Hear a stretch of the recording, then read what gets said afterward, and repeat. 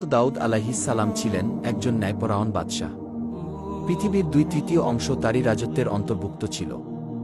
আল্লাহ তাআলা হযরত দাউদ আলাইহিস সালামকে অনেক অলৌকিক ক্ষমতা, বিপুল ধন সম্পদ এবং সুমধুর কণ্ঠ দান করেছিলেন। একবার হযরত দাউদ আলাইহিস সালাম সমুদ্রের তীরে বসে আল্লাহর ইবাদতে মগ্ন ছিলেন। যখন তিনি তার সুমধুর কণ্ঠ দিয়ে জাবুর কিতাব তেলাওয়াত করত, তখন সমুদ্রের মাছ এবং বনের জীবজন্তু, পাহাড় পর্বত এমনকি পাখিরাও সেই স্থানে এসে মনোমুগ্ধ হয়ে জাবুর কিতাব তেলাওয়াত শুনত। হযরত দাউদ আলাইহিস সালামের সুমধুর কণ্ঠের তেলাওয়াতের আওয়াজ 40 মাইল পর্যন্ত পৌঁছাত। সেই যুগে সমুদ্র তীরবর্তী স্থানে একদল বনী ইসরায়েলের লোক বসবাস করত, তাদের পেশা ছিল মাছ ধরা।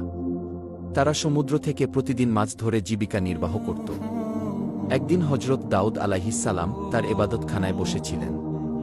তখন আল্লাহ রব্বুল আলামিন এক গায়েবী আওয়াজের মাধ্যমে তাকে জানিয়ে দিলেন, হে দাউদ, তুমি তোমার উম্মতকে বলে দিও, তারা যেন শনিবার দিন ব্যবসা বাণিজ্য বন্ধ করে আল্লাহর ইবাদত করে এবং মাছ ধরা থেকে বিরত থাকে। কেননা ওই দিন তোমাদের জুমার দিন, অর্থাৎ ইবাদতের দিন হিসেবে আমি ঘোষণা করেছি।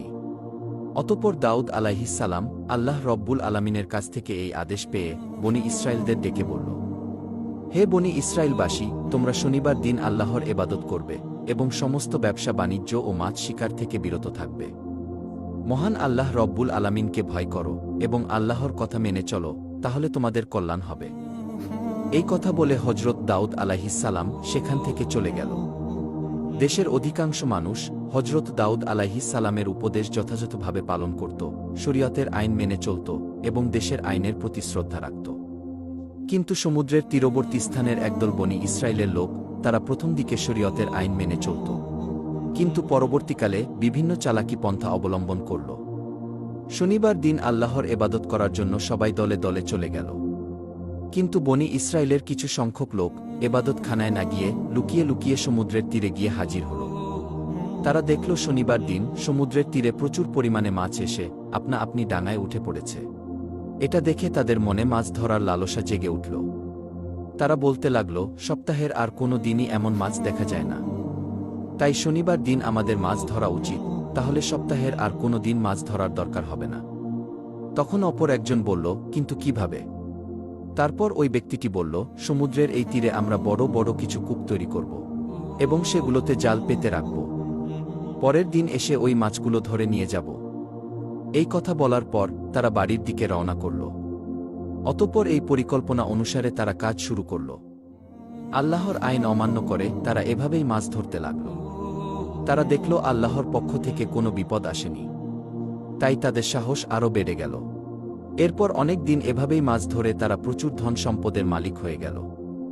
অপরদিকে এই বংশের অনেক লোক ছিল, তারা শরীয়তের আইন মেনে চলত, মহান আল্লাহ রব্বুল আলামিনকে ভয় করে চলত।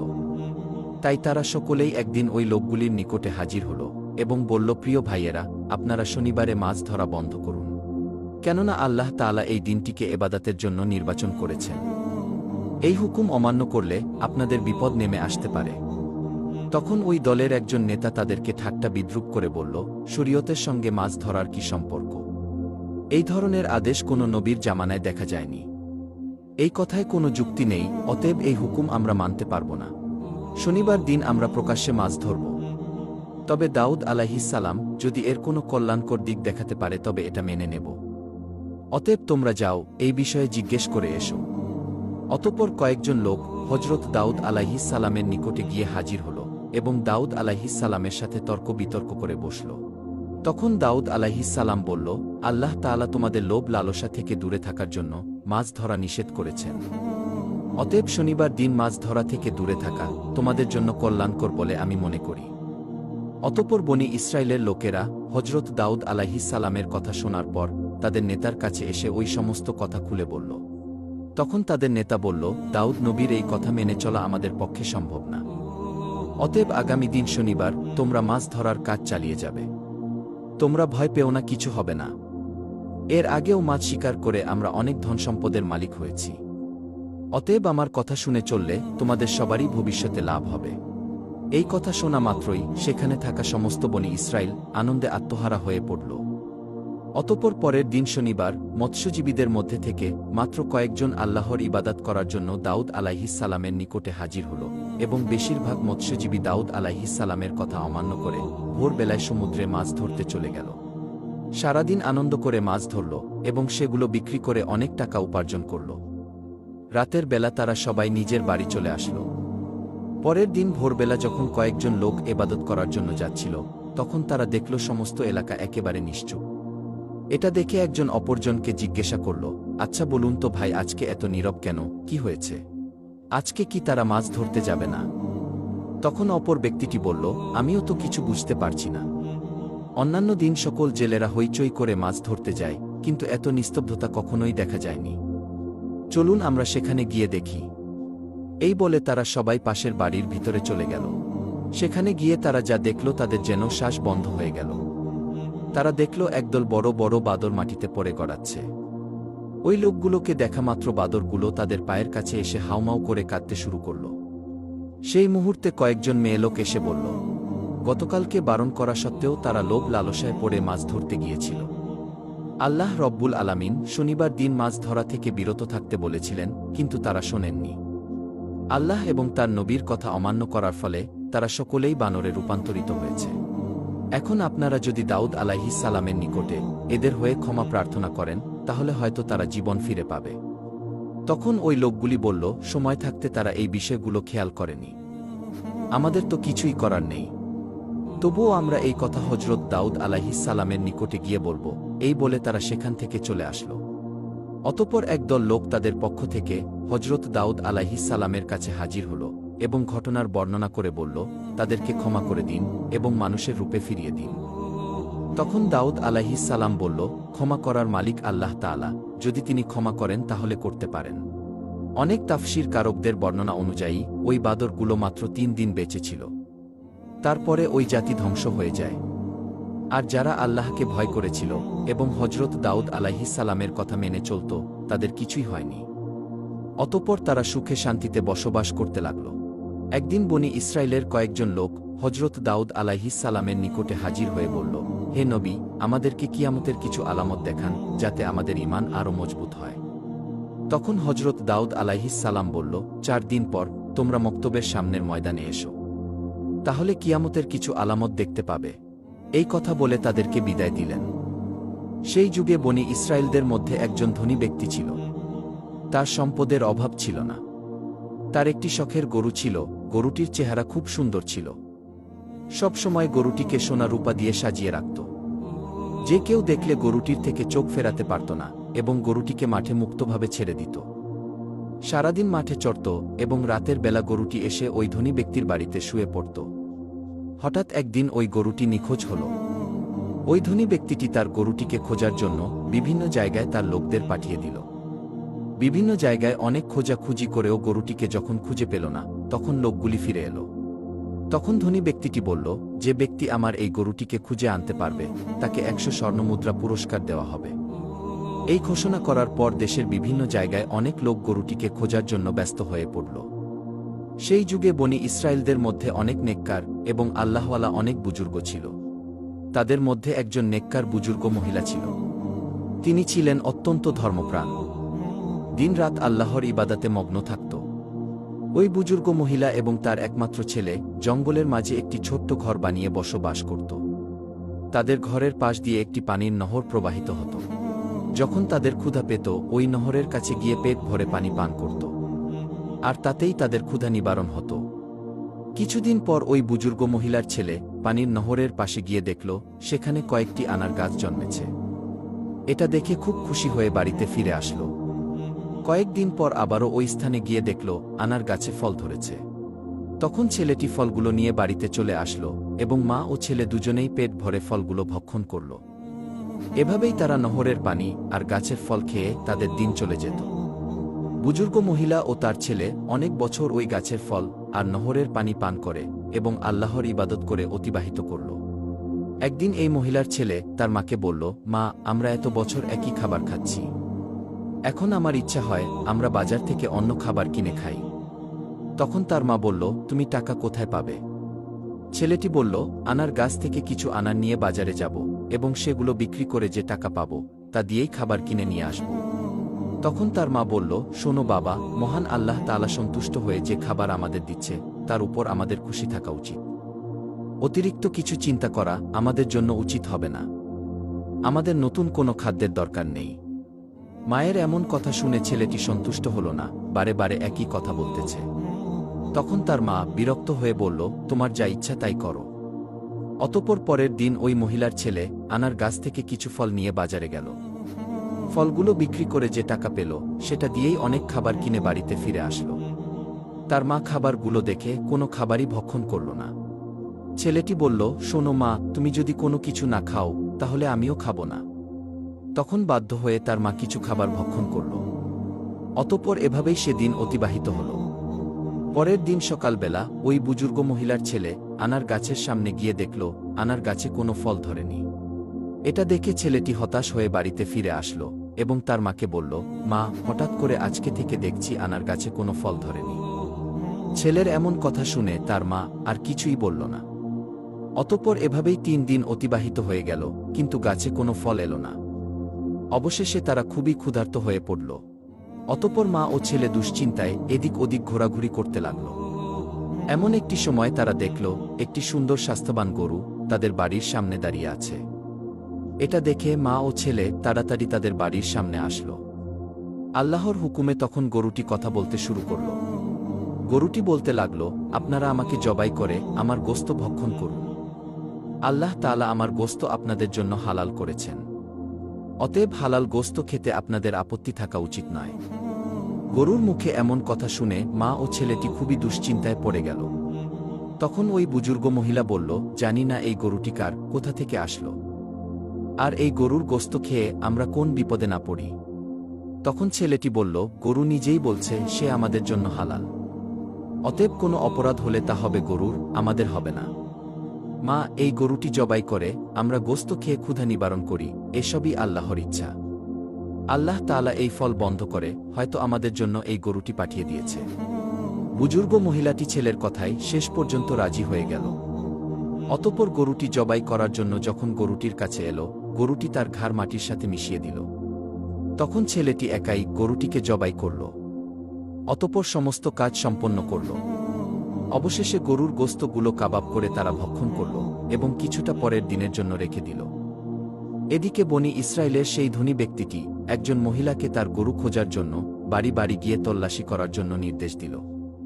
অতঃপর সেই মহিলাটি গরু খুঁজতে খুঁজতে জঙ্গলের মাঝে নির্জন এলাকায় ওই বুজুর্গ মহিলার বাড়ির সামনে এসে দেখল একটি গরুর চামড়া এবং জরাজীর্ণ হাড্ডি সেখানে পড়ে রয়েছে। এটা দেখে সে অনেকটাই আশাবাদী হল। অতঃপর মহিলাটি দেরি না করে তাদের বাড়ির ভিতরে গিয়ে দেখল বুজুর্গ মহিলা এবং তার ছেলে গরুর মাংসের কাবাব খাচ্ছে। এটা দেখে ওই মহিলাটি বলল, আমি খুবই ক্ষুধার্ত, আপনারা আমাকে কিছু কাবাব খেতে দিন। এটা শুনে বুজুর্গ মহিলা ওই মহিলাকে কিছু খাবার খেতে দিল। তখন ওই মহিলাটি বলল, বাহ, খুবই সুস্বাদু এই কাবাব খেতে, আমি কিছু বাড়ি নিয়ে যাব, বাড়ি গিয়ে মজা করে খাব। এই বলে তিনি সেখান থেকে চলে আসলো। অতঃপর ওই মহিলাটি বাড়ি না গিয়ে সোজা ওই ধনী ব্যক্তির নিকটে উপস্থিত হল এবং বলল, হুজুর, আপনি যে গরুটি খুঁজছেন আমি তার সন্ধান নিয়ে এসেছি।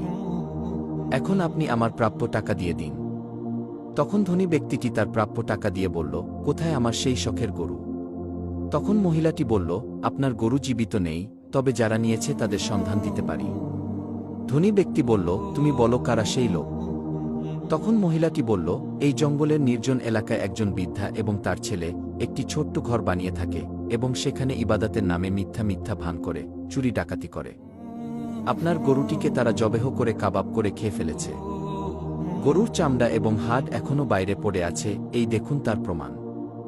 আপনি এখনই আপনার লোক পাঠিয়ে তাদেরকে বন্দী করুন। অতঃপর ধনী ব্যক্তিটি দেরি না করে হজরত দাউদ আলাইহিস সালামের নিকটে হাজির হল এবং সম্পূর্ণ ঘটনা খুলে বলল। তখন হজরত দাউদ আলাইহিস সালাম তার লোকদের হুকুম করল, তোমরা যাও ওই বৃদ্ধা এবং তার ছেলেকে এখানে ধরে নিয়ে আসো। কিছুক্ষণ পর হজরত দাউদ আলাইহিস সালাম যখন এবাদতখানায় ছিলেন, তখন হঠাৎ হজরত জিব্রাইল আলাইহিস সালাম আগমন করলেন এবং বললেন, হে আল্লাহর খলিফা হজরত দাউদ আলাইহিস সালাম, আপনার নিকটে বনি ইসরায়েলের ধনী ব্যক্তি যে অভিযোগ করেছে সেটা বিশাল এক রহস্য। এই ধনী ব্যক্তি একসময় ওই বৃদ্ধার স্বামীর চাকর ছিল। বৃদ্ধার স্বামী একসময় বিশাল বড় ব্যবসায়ী ছিল। একদিন ওই বৃদ্ধার স্বামী এই ধনী ব্যক্তিকে নিয়ে ব্যবসার উদ্দেশ্যে সিরিয়া সফর করেন। অনেক পথ অতিক্রম করার পর তারা ক্লান্ত হয়ে পড়েছিল, তাই একটি নির্জন জায়গায় বিশ্রাম করছিল। তখন তার মাথায় খারাপ চিন্তা আসে এবং ওই বৃদ্ধার স্বামীকে ঘুমান্ত অবস্থায় হত্যা করে, আর সমস্ত ছাগলসহ আরও মালামালগুলো নিয়ে মিশরে চলে যায়। সেখানে সমস্ত কিছু বিক্রি করে শুধুমাত্র এই গরুটি ছাড়া, যার ফলে বিশাল অর্থের মালিক হয়ে যায়। দেশে ফিরে খুব অল্প সময়ে মিথ্যা প্রচার করে সমাজের একটি ধনী ব্যক্তিতে পরিণত হয়। এখন যে গরুটি বৃদ্ধা এবং তার ছেলে জবাই করে খেয়ে ফেলেছে সেটি ওই বৃদ্ধার স্বামীর গরু ছিল। আর এখন ওই ধনী ব্যক্তির যে বিপুল ধনসম্পদ আছে সেগুলো ওই বৃদ্ধার স্বামীর অর্জন করা হালাল সম্পদ। অতএব এই ঘটনাকে সম্মুখে রেখে আপনি ন্যায় বিচার করবেন। এই কথা বলে হজরত জিব্রাইল আলাইহিসসালাম সেখান থেকে বিদায় নিলেন। কিছুক্ষণ পর হজরত দাউদ আলাইহিসসালামের লোকজন ওই বৃদ্ধা এবং তার ছেলেকে তার দরবারে নিয়ে হাজির হল। তখন হজরত দাউদ আলাইহিসসালাম বললেন, সবাইকে বলে দাও, এই ঘটনার উপযুক্ত বিচার আগামী দিন ময়দানে করব এবং সবাইকে কিয়ামতের আলামত দেখাব।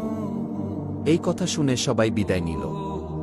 পরের দিন সবাই একে একে ময়দানে জমায়েত হতে শুরু করল। নির্ধারিত সময় মতো হজরত দাউদ আলাইহিসসালাম প্রথমে তার সুমধুর কণ্ঠে জাবুর কিতাব তেলাওয়াত করলেন। সমস্ত মানুষ তার সুমধুর কণ্ঠে জাবুর কিতাব তেলাওয়াত মনোমুগ্ধ হয়ে শুনল। অবশেষে হজরত দাউদ আলাইহিসসালাম ওই ধনী ব্যক্তি এবং বৃদ্ধা ও তার ছেলেকে সবার সম্মুখে হাজির করল। হজরত দাউদ আলাইহিসসালাম ধনী ব্যক্তিকে বললেন, বৃদ্ধা এই মা ক্ষুধার তাড়নায় আপনার গরু জবাই করে খেয়ে ফেলেছে। এদের অভাব দূরীকরণে আমার তৎপরতা থাকা উচিত ছিল, কিন্তু সঠিক সময়ে আমি এই কাজ করতে ব্যর্থ হয়েছি, যার ফলে এরা আপনার গরুটিকে জবাই করতে বাধ্য হয়েছে। অতএব আপনি এদেরকে ক্ষমা করে দিন। তখন ধনী ব্যক্তি বলল, না, আমি ক্ষমা করব না। কাউকে না জানিয়ে আমার শখের গরু চুরি করে খেয়ে ফেলেছে, আপনি এর ন্যায় বিচার করুন। তখন দাউদ আলাইহিসসালাম বললেন, আচ্ছা ঠিক আছে, তাহলে গরুর ক্ষতিপূরণ সহ প্রাপ্য দাম আমি আপনাকে দিয়ে দিচ্ছি। এখন আপনি তাদেরকে ক্ষমা করে দিন। ধনী ব্যক্তিটি বলল, আমি ক্ষমা করতে আসিনি, সঠিক বিচারের জন্য আপনার কাছে এসেছি। ঠিক এমন সময় হজরত জিব্রাইল আলাইহিসসালাম এক গায়েবী আওয়াজ দিয়ে বললেন, হে দাউদ আলাইহিসসালাম, ওই ধনী ব্যক্তি বহুবার ন্যায় বিচারের কথা বলেছে, অতএব আপনি ন্যায় বিচার করে দিন। অতঃপর হজরত দাউদ আলাইহিসসালাম ওই বৃদ্ধাকে জিজ্ঞাসা করলেন, আপনাদের এই বিষয়ে কিছু বলার আছে? তখন বৃদ্ধা বলল, হুজুর, আমার স্বামী একজন নেককার ব্যবসায়ী ছিলেন। তিনি চিরদিন ব্যবসার অর্ধেক লাভের টাকা গরিব দুঃখীদের দান করতেন। কিন্তু একদিন ব্যবসার উদ্দেশ্যে সিরিয়া যাত্রা করেন, তারপর থেকে আর কখনোই ফিরে আসেনি। আমি তখন আমার একমাত্র ছোট্ট ছেলেকে নিয়ে খুবই চিন্তিত হয়ে পড়ি। আমার সমস্ত ধন সম্পদ দুষ্টু লোকেরা নিয়ে নিয়েছে, ফলে আমাকে অনেক দিন ক্ষুধায় দিন কাটাতে হয়েছে। আমি এই কষ্ট সহ্য করতে না পেরে এক জঙ্গলের মাঝে নির্জন জায়গায় গিয়ে আল্লাহর ইবাদতে মগ্ন হয়ে পড়ি।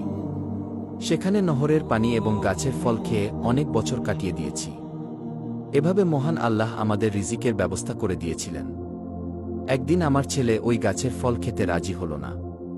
বাজারে গিয়ে কিছু নতুন খাবার কিনে আনল। তার পরদিন থেকে ওই গাছে আর ফল ধরছে না। অবশেষে আমি এবং আমার ছেলে ক্ষুধায় কাতর হয়ে পড়েছিলাম। ঠিক তখনই কোথা থেকে যেন একটি গরু আমাদের বাড়ির সামনে এসে আল্লাহর হুকুমে মানুষের মতো কথা বলতে লাগল। সে বলল, আমি তোমাদের জন্য হালাল, অতএব তোমরা ক্ষুধায় কষ্ট পাচ্ছ কেন? আমাকে জবাই করে আমার মাংস খেয়ে ক্ষুধা নিবারণ করো। এই কথা শুনে আমরা গরুটি জবাই করে তার মাংস কাবাব করে খেয়ে ফেলেছি। এখন আপনি যে বিচার করবেন তা আমরা মাথা পেতে নেব। তখন হজরত দাউদ আলাইহিসসালাম তাদের কথা শুনে সবার মাঝে তাদের বিচার শুরু করল। তিনি ওই ধনী ব্যক্তিকে বলল, হে গরুর দাবিদার, আপনি একজন ধনী ব্যক্তি, কিন্তু এই সম্পদের মালিক আপনি না। আপনি এই ধন সম্পদ লুট করেছেন, আপনি এই বৃদ্ধার স্বামীকে হত্যা করে তার ধন সম্পত্তির মালিক হয়েছেন। অতএব এই গরুর প্রকৃত মালিক আপনি নয়, বরং এই বৃদ্ধা এবং তার ছেলে। এমন কথা শুনে ধনী ব্যক্তিটি বলল, হে আল্লাহর নবী হজরত দাউদ আলাইহিসসালাম, আমি এখানে ন্যায় বিচার পেতে এসেছি, কোনো মিথ্যা গল্প কাহিনী শুনতে আসেনি। সুতরাং এই বৃদ্ধা যা বলছে তা সম্পূর্ণ মিথ্যা। তখন দাউদ আলাইহিসসালাম বললেন, আপনি আসলেই মিথ্যুক, আপনার এই ঘটনা আমি জানতাম না, আমাকে হজরত জিব্রাইল আলাইহিসসালাম জানিয়েছেন। অতঃপর দাউদ আলাইহিসসালাম বললেন, এখানে যে অপরাধী তার হাত পা এবং সমস্ত অঙ্গপ্রত্যঙ্গ সঠিক সাক্ষী দাও। এই কথা বলার সাথে সাথে ওই ধনী ব্যক্তির জবান বন্ধ হয়ে গেল। সঙ্গে সঙ্গে ধনী ব্যক্তির হাত সাক্ষ্য দিতে লাগল, হুজুর, আপনার কথাই সত্যি, আমি ছুরি দিয়ে আমার মালিকের গলা কেটে হত্যা করেছি। অতঃপর সমস্ত ধন সম্পদ বিক্রি করে তা থেকে প্রচুর টাকার মালিক হয়েছি। এভাবেই সমস্ত অঙ্গ প্রত্যঙ্গ একে একে সাক্ষী দিতে লাগল। তখন হজরত দাউদ আলাইহিস সালাম বললেন, এই ধনী ব্যক্তির ধন সম্পদ এবং সবকিছুই এই বৃদ্ধা এবং তার ছেলেকে দিয়ে দাও এবং ওই ধনী ব্যক্তিকে কতল করে ফেলো। সাথে সাথে এই ঘোষণা কার্যকর করা হল। অতঃপর বৃদ্ধা এবং তার ছেলে ময়দানে সিজদায় অবনত হয়ে পড়ল।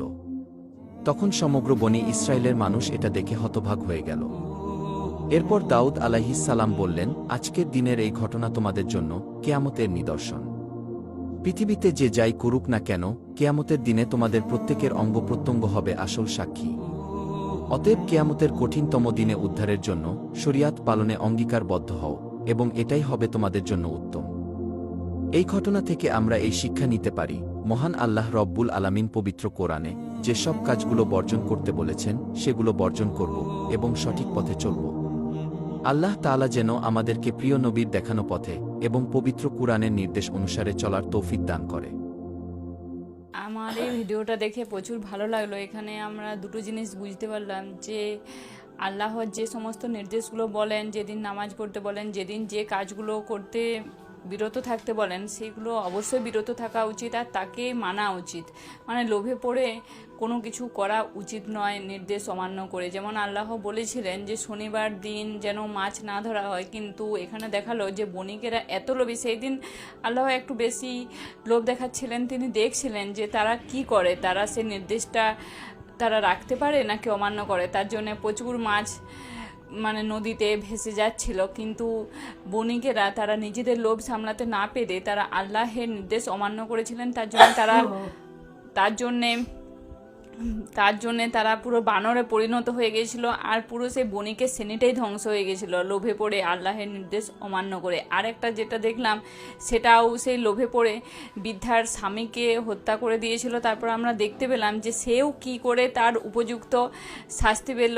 আর সে নিজেকে যতই মানে ধনী ব্যক্তি হিসেবে সে যতই পরিচিত হোক আর যতই নিজের পাপ কাজ সে ভাবে যে কেউ আমাকে দেখেনি অতএব আমি ভালো, কিন্তু সেটা কোনো না কোনো দিন প্রমাণ হবে। সেটা আমরা একটা প্রমাণ পেলাম যে মা আর বৃদ্ধা আর ছেলেটা তারা প্রথমে সাধারণ ফল খাচ্ছিল, তাদের স্বামীকে হত্যা করে সেই যে ধনী ব্যক্তি সে সমস্ত কিছু লুটপাট করে নিয়েছিল। তারপরে ঘটনাচক্রে সে তার কিভাবে উপযুক্ত একটা শাস্তি পেয়েছিল সেটা আমরা এই ভিডিওটার মাধ্যমে দেখে বুঝতে পারলাম। আমার প্রচুর ভালো লাগলো। আর আপনাদের দেখে কেমন লাগলো অবশ্যই জানাবেন কমেন্ট করে। আপনার দেখে কেমন লাগলো? আমার খুব ভালো লাগলো যে সত্যের জয় সব সময়, মিথ্যার আশ্রয় নাই। খুব ভালো লাগলো ভিডিওটি দেখে। মানে পুরো আমরা ছবি ছবি বোঝা গেল যে খুব সুন্দর দেখলাম। ঈশ্বরের কৃপা থাকিলে বা আল্লাহর কৃপা থাকিলে সঠিক পথে চলা যায়। খুব ভালো লাগলো ভিডিওটি। মানে আল্লাহের নির্দেশ যদি মেনে চলে তার জীবন অনেক বেশি সুন্দর হয়ে যাবে, আর যদি নির্দেশ অমান্য করে তাহলে সেটা কতটা মানে পুরো জীবনটাই ধ্বংস হয়ে যাবে সেটা আমরা দেখলাম। আর সবাই খুব ভালো থাকবেন, ধন্যবাদ। আর আমাদের চ্যানেল অবশ্যই দেখবেন। টাটা।